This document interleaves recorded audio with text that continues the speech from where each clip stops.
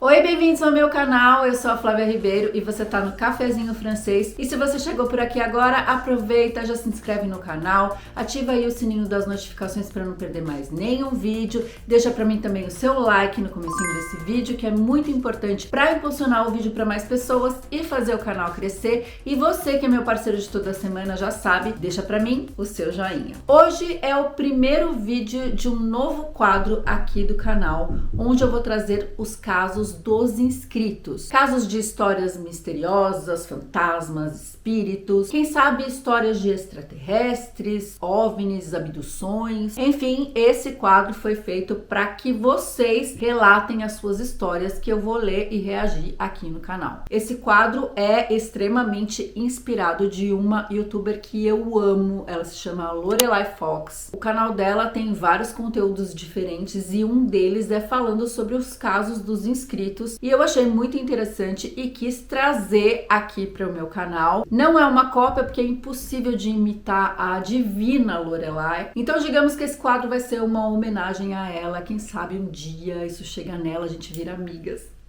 Te amo, Lorelai. Então vamos pro que interessa, bora pro vídeo. Oi, meu nome é Kátia, tenho 54 anos e sou do interior de São Paulo. Após ter que me mudar de minha cidade de Natal, devido a um relacionamento abusivo, aluguei uma casa em outra cidade. Sempre tive experiências sobrenaturais. Morei em várias casas e em todas aconteceram coisas estranhas, mas posso ir te enviando aos poucos, pois são muitas. Oba, já gostei que tem mais história aí da Kátia. Mas essa foi bem nítida e era dia de finados de 2019. Eu ia vir para minha cidade natal, onde os meus pais estão sepultados. Era 7 da manhã e eu estava bebendo meu café e pensando na viagem, pois sou sozinha e viajaria sozinha. De repente, eu vejo passando na parede da cozinha uma sombra de um velhinho com uma bengala. Olha, a sombra era bem nítida, não tinha como ser da casa vizinha ou da rua, pois a cozinha ficava na parte da casa que dava para o quintal e não tinha vizinho, pois era um terreno vago, quase uma chácara ao lado da minha casa. E a minha reação foi mandar aquilo embora e a sombra foi em direção à sala e saiu pela porta da frente. Naquela casa aconteceram várias coisas estranhas. Espero que leia meu relato. Beijos a todos do canal.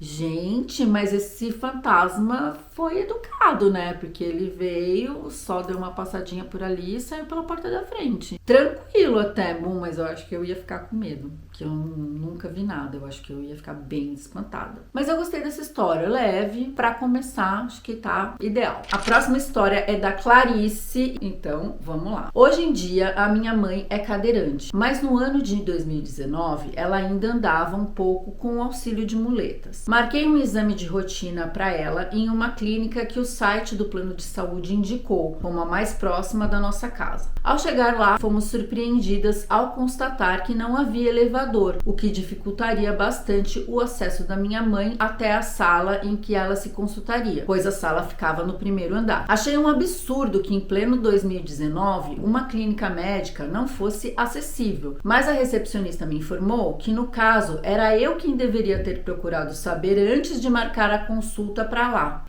Agora é a gente que tem que ligar para saber se tem acesso ou não. Uma clínica. Não concordei com essa recepcionista, não. Enquanto a questão era discutida, a recepcionista sugeriu que um dos enfermeiros levasse minha mãe no colo. Mesmo envergonhada e chateada com a situação, ela aceitou, visto que já estávamos lá e que eu já havia faltado à aula. Então, a recepcionista nos deixou a sós enquanto foi chamar o enfermeiro para nos ajudar. Logo depois de sua saída, surgiu um homem de meia idade, muito simpático e vestido de branco, e imaginamos ser o tal enfermeiro. Minha mãe lhe perguntou se ele era quem a levaria e ele disse que sim, mas que ela não se preocupasse, pois ela iria andando normalmente e ele apenas a auxiliaria. Nem sequer deu tempo de minha mãe protestar e dizer que não conseguiria, pois ele estendeu a mão e num piscar de olhos ela estava em pé. Ela apoiou no ombro dele enquanto ele segurava levemente sua cintura. E assim, os dois subiram a escada e eu fiquei pasma vendo aquilo, pois havia quase 3 anos que a minha mãe não subia uma escada. Até mesmo ela levantar de uma cadeira era algo muito trabalhoso trabalhoso. E não era trabalhoso apenas por eu ser mulher, pois até mesmo meu pai, que era um homem forte, não tinha jeito de levantá-la. Era sempre algo que levava uns minutinhos até que ela conseguisse. Subir uma escada, então, algo impensável. Pois bem, ela subiu, fez a consulta e quando saímos, o mesmo enfermeiro estava lá, próximo à escada, como se nos aguardasse. A descida foi tão fácil quanto a subida. Nossa, então sua mãe subiu e desceu a escada com o enfermeiro? Mas quando viramos para agradecer, ele havia sumido.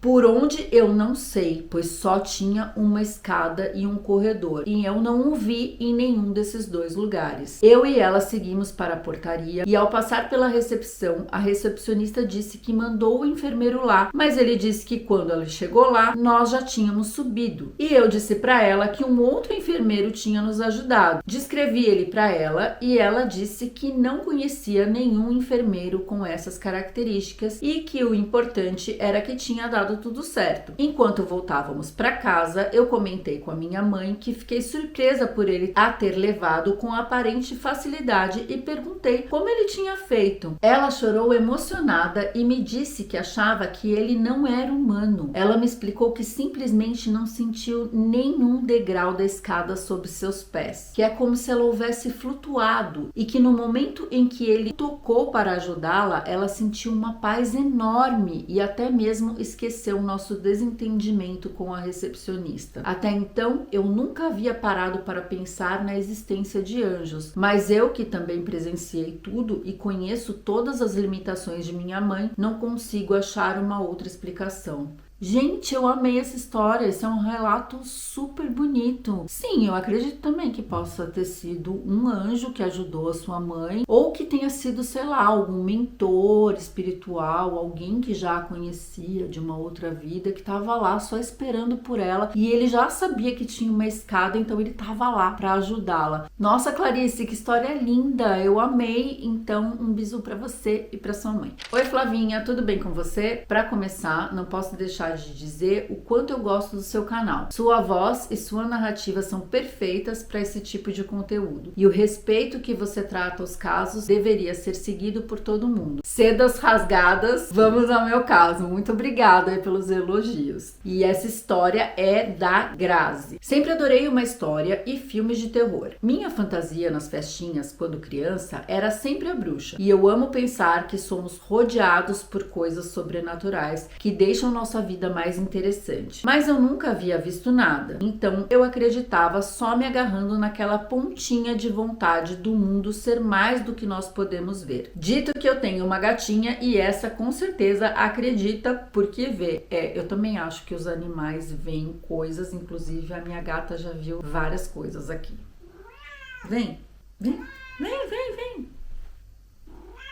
Na época, eu morava em Pedreira, uma cidade do interior de São Paulo, bem próxima a Campinas. E nesse dia em especial, estávamos voltando de uma sessão de quimioterapia de uma amiga nossa, que minha mãe sempre acompanhava nas sessões, e nesse dia eu fui. Voltávamos à noite, já bem cansadas do dia, que de qualquer maneira é bem estressante, e estávamos conversando no carro. Minha mãe no banco da frente, nossa amiga dirigindo, e eu estava no banco de trás, só prestando atenção na conversa. Nossa, sua amiga fez quimioterapia e voltou dirigindo? Ou era outra amiga? Porque é pesado fazer quimioterapia depois ter força assim pra dirigir. Depois me explica essa história. A estrada estava bem escura. É um pedaço antes de chegar no pedágio que não tem casa. Só uns bairros bem abaixo do barranco e estava super escuro. De repente eu olhei pra pista e levei um susto enorme. A nossa amiga no mesmo instante deu um farol alto e brecou de uma vez. Nós duas vimos uma família atravessando. Era um senhor alto, magro, com cara de bem cansado.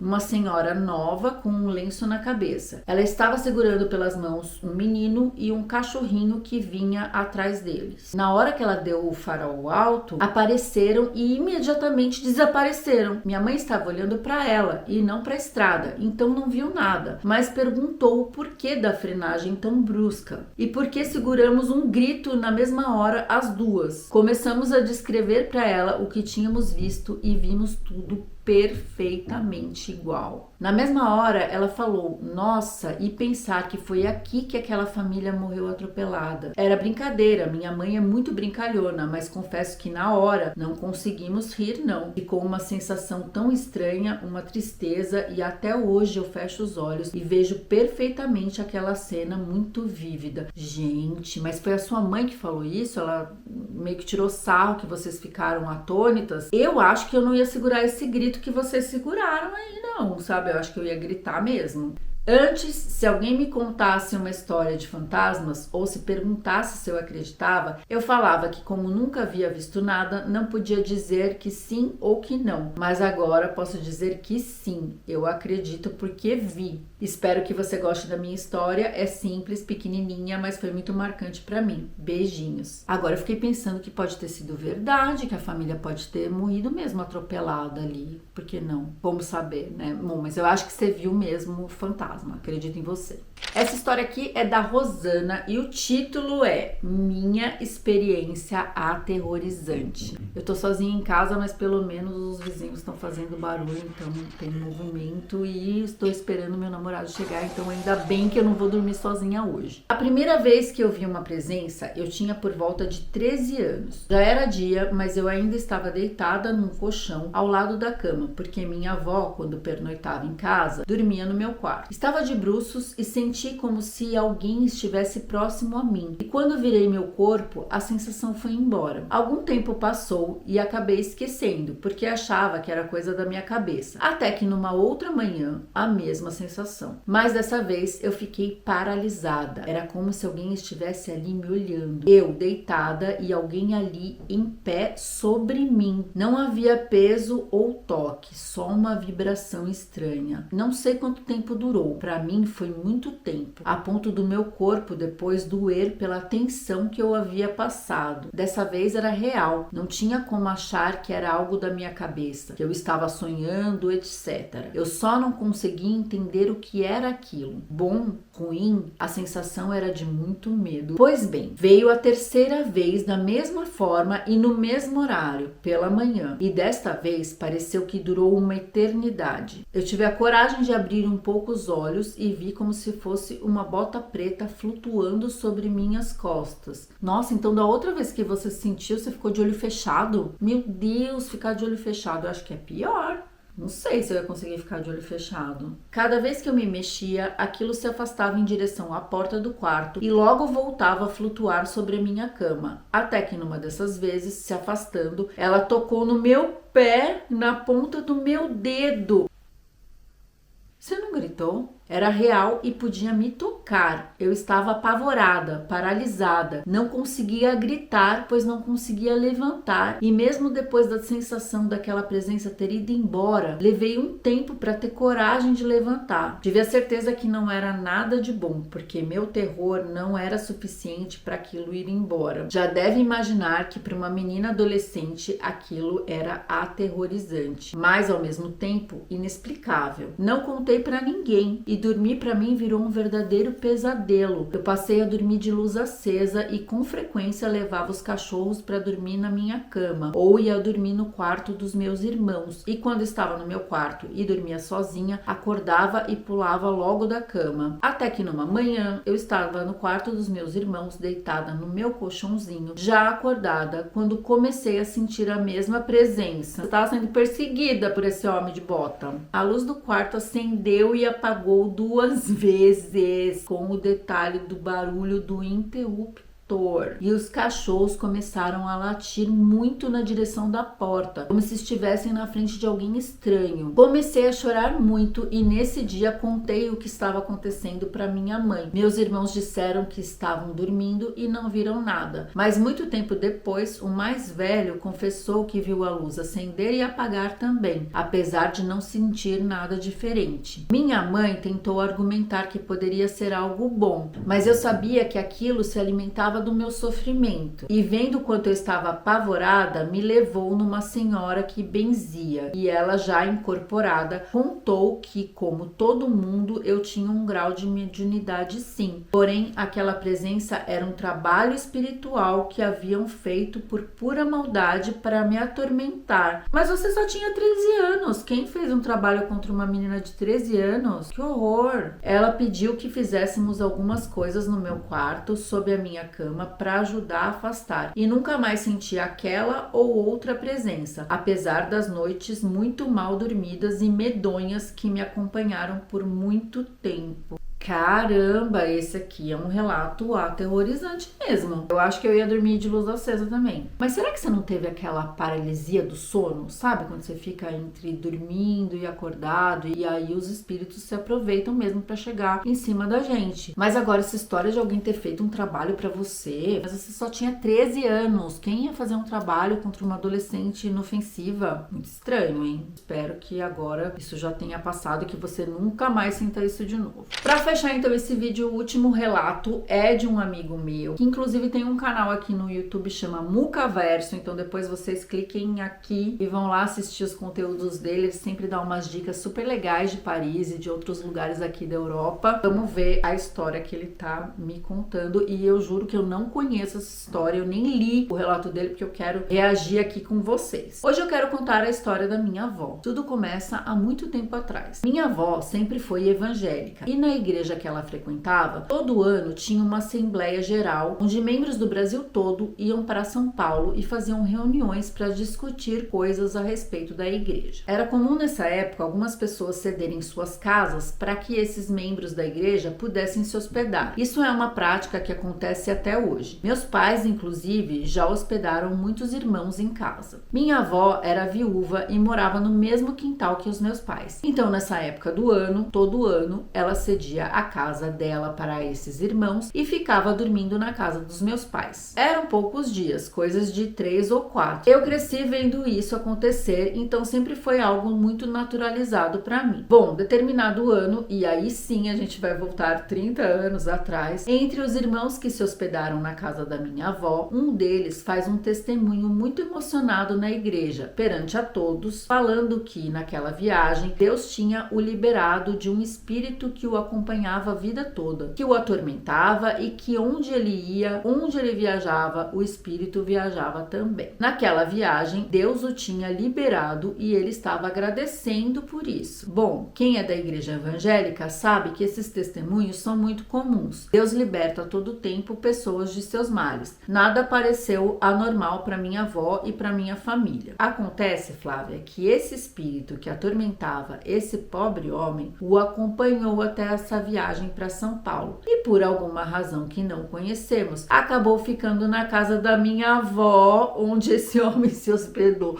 Gente, eu tô rindo de nervoso, já me deu aqui uma arrepiada já. Assim que todos os hóspedes foram embora, minha avó retornou sozinha para sua casa e para sua rotina, mas sua vida nunca mais foi a mesma. Esse espírito passou a acompanhar a minha avó, ou seja, deixou de ser obsessor daquele homem e passou a ser da minha avó. Até então, não sabíamos o que esse espírito fazia com aquele homem. Ele não tinha dado detalhes, mas passamos a acompanhar o drama da minha avó. Gente do céu, isso daí é presente de grego. O homem se libertou, mas largou o espírito lá na casa da sua avó. Esse espírito perdido visitava todas as noites a minha avó. As primeiras vezes, ela não entendia o que estava acontecendo. Ouvia algumas vozes, alguns barulhos estranhos pela casa. Minha avó era viúva e morava sozinha já há muitos anos. Como uma mulher temente a Deus, ela começava a orar e adormecia. Passaram-se alguns dias apenas dessas visitas indesejadas. Tudo parecia ainda uma brincadeira ou um filme barato de fantasma. E minha avó ainda não tinha entendido o que estava acontecendo. Pois em uma das noites seguintes, minha avó o viu. Sua avó evangélica viu o espírito? Nossa, eu achava que os evangélicos não viam coisas assim. Eu achava que eram só os espíritas que podiam ver as coisas. Ela contou que estava deitada no escuro, já prestes a dormir, quando sentiu uma presença no quarto. Abriu os olhos e viu uma silhueta de um homem alto no batente da porta. Ela imediatamente imediatamente começou a orar desesperada. Ela disse que não conseguiu enxergar um rosto, talvez por estar escuro, talvez porque ela fechou os olhos e resolveu não abrir mais, apenas orar. Acontece que esse espírito, vou chamar assim porque não sei exatamente como denominar aquilo, era um espírito,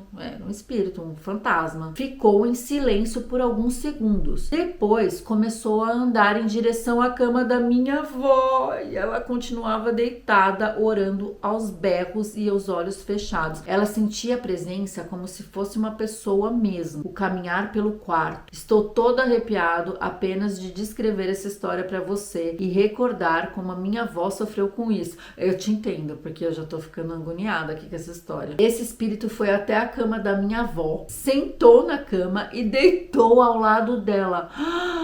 E ela abriu o olho para ver quem era. Minha avó disse que conseguiu sentir a presença dele encostada no corpo dela. Ela simplesmente petrificou. Disse que não conseguia se mexer nem abrir os olhos. Ela não abriu os olhos. Estava completamente paralisada de medo. Esse pesadelo durou alguns minutos e de repente ela sentiu que aquilo tinha ido embora. Ela imediatamente levantou, pegou uma cadeira e a Bíblia, abriu a Bíblia e colocou ao lado da cama, em cima da cadeira, quase como um escudo para que nada chegasse mais à sua cama. E assim ela fez durante mais de 30 anos. Quer dizer, todo dia antes de dormir, a sua avó pegava uma cadeira, abria a Bíblia e colocava a Bíblia do lado da cadeira. Gente, que tormento! E quando ela dormia na casa dos outros? Ela fazia isso ou, tipo, o fantasma ficou só na casa dela? Depois você me conta. Naquela hora, ela entendeu que o espírito que a atormentava, o tal irmão que se hospedou na casa dela, tinha ficado por ali mesmo e estava a atormentando fazia alguns dias. Ele nunca mais apareceu para ela vê-lo, mas veio visitá-la praticamente todas as noites pelos próximos anos. Cada hora ele vinha de uma maneira. Às vezes mexia nas coisas da casa, abria a torneira e deixava pingando para minha avó ter que levantar. Às vezes abria a porta dos armários ou do guarda-roupa. Algumas vezes falava com a minha avó, chamava ela incessantemente durante a noite, mas sempre com uma voz diferente, vozes de pessoas conhecidas da minha avó. Gente, mas esse espírito era um atormentado, né? Ele queria encher o saco da sua avó mesmo. A primeira vez que aconteceu dele chamar por ela, ela ouviu a voz da minha mãe a chamá-la. Como morávamos no mesmo quintal, minha avó prontamente saiu no portão da casa dela, achando que minha mãe estava precisando de algo, mas nada encontrou. Voltou a deitar e voltou a escutar a minha mãe chamá-la.